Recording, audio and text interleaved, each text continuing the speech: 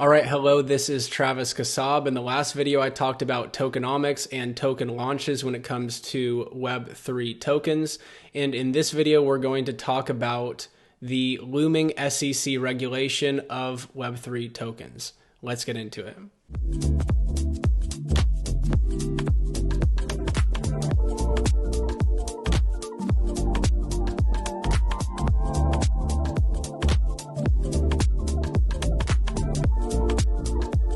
So the SEC is a regulatory body in the US. It stands for the Securities Exchange Commission, and they're responsible for regulating the offering of securities and security markets in the US. And they determine if an investment vehicle is a security if it meets something called the Howie Test. Now, a little background before I get into what the Howie Test is. Let's talk about where this Howie Test came from. So back in 1946, the SEC sued or filed a lawsuit against the Howie Company, which was essentially a hotel that had an adjacent orange grove to the hotel. And the hotel would sell parcels of this orange grove to its hotel guests. And the hotel guests would not have to maintain the orange groves themselves, but they would get a profit off of they would get part of the revenue that the orange grove would generate. So Howie argued that this was actually the sale of real estate, but the SEC came back and said that no, this was the sale of a security. So this is how the Howie Test got created. And the Howie Test is simply as follows. So something is considered a security if it is an investment of money in a common enterprise with the expectation of profit to be derived from the efforts of others. And this is why the SEC considers the crowd sale of Web3 tokens as an unregistered security offering, and they look to regulate this in the future. Now, what does SEC regulation, what is the purpose of it? They're not all bad. I think a lot of people in Web3 really care about the SEC meddling in these matters, but the mandate of the SEC is to protect investors who are purchasing securities and to allow for efficient markets. So they want to reduce information asymmetries between the issuer of a security and the investor in the security. So let's step through and think about how this would affect Web3 tokens. Well, if you watched the last video, I talked about how a common problem with Web3 is that these projects can launch scam tokens. Scammers can come in, launch a token without a real project backing it. People can invest in that and then are going to deal with the consequences of essentially losing their money in a rug pull. So the SEC would presumably be able to hold these scammers accountable better than what is being done today. So this is one benefit of what SEC regulation would do for Web3 tokens. Another is that the SEC is going to require these Web3 projects to make certain disclosures and have a certain amount of accuracy in the claims that they're making about their project. So they can't create a white paper and website and claim one thing and then for it later to not be the case with their project and with how they handle the token, for example.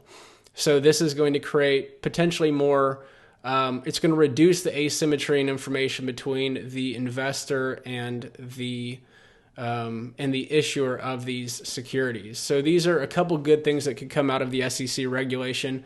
They're not all bad. However, there are definitely going to be some downsides to this. First of all, it's going to create a lot more friction to issue a token. So now you can't just issue a utility token without being regulated.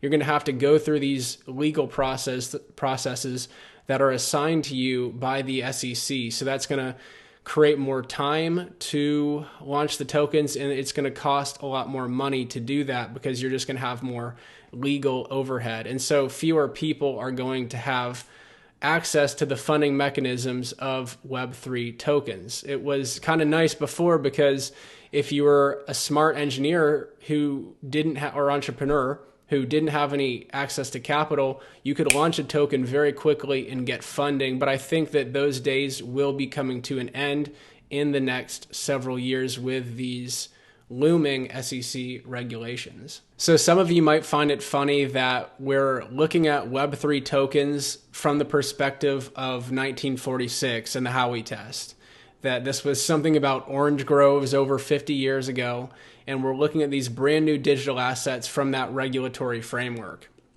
And a lot of evangelists of Web3 think that the regulatory framework is too outdated when dealing with these Web3 tokens. So I wanted to talk about one proposal that has been issued by Hester M. Pierce. She's a commissioner within the SEC. She has proposed something called the Safe Harbor Proposal 2.0.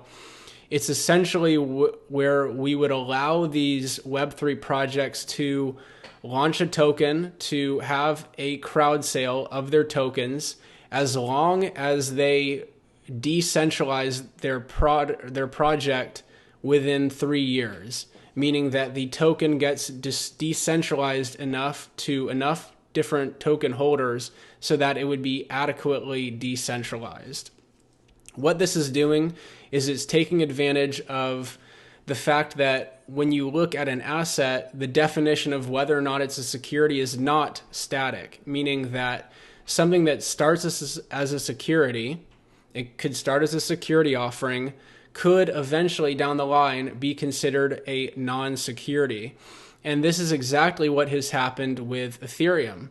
As we talked about before, Ethereum had an initial crowd sale, and at that time it would have been considered a unregistered security offering, but the SEC has alluded on several different occasions that now the Ether token has been decentralized enough, and the Ethereum project overall has been decentralized enough to where it can no longer be considered a common enterprise. So the Howie Test cannot classify Ether as a security anymore.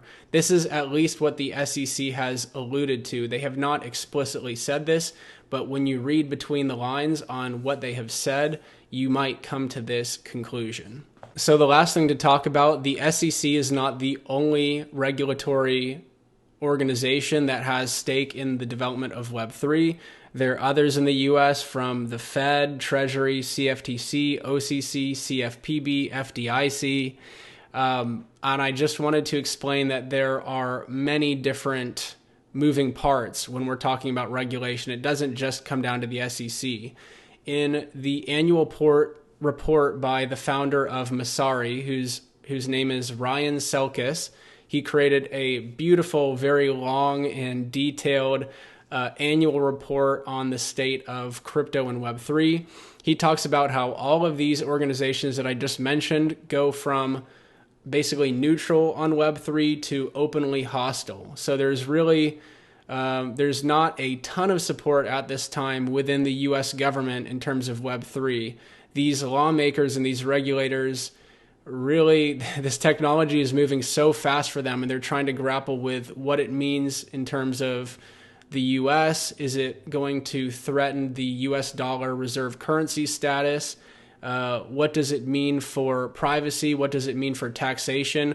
There's so many things that we don't understand about Web3 tokens and how they're going to be integrated into our current systems, like into our current banking systems, for example, that still so much is yet to be determined here. And so what goes down in terms of US regulation over the next several years is going to have a massive impact on how Web3 develops and evolves in the future. Now, it's important to say that right now there are many countries there's many countries around the world that are making their own policies for crypto.